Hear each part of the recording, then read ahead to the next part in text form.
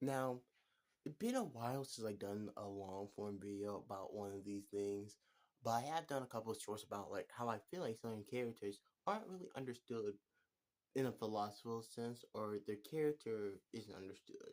The first one that comes to mind is I think I did one.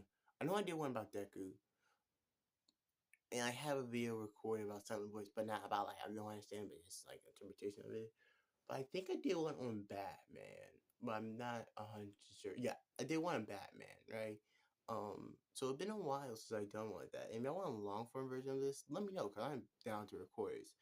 But I'm gonna say something that some of y'all might not agree with, because y'all might be one of those people. I don't think people understand the Hulk. I don't. Um, I don't even think comic book creators understand the Hulk. I don't mean this in the sense of I'm a better writer than them or anything like that.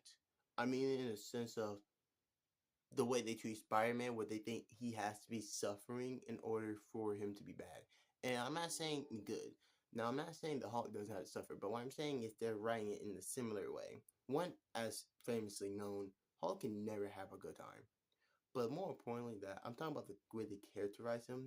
And my biggest problem with it is that they often forget that's a Jekyll and Hyde situation. What I mean by that is a lot of time when people hear the Jekyll and Hyde situation, right, and like they think about like that with of the Hulk and Bruce Banner, they simply just think about them as like two different entities just sharing the same body. That's not what it is. They're the same being. They're the same body. And there are some interpretations where they're like they use that to a good effect, where they do separate those two and it does come off good.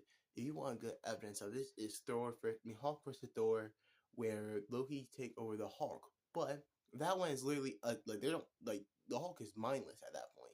It's a separation of the spirit too, and I'm pretty sure they mentioned the fact that they're the same spirit is broken up.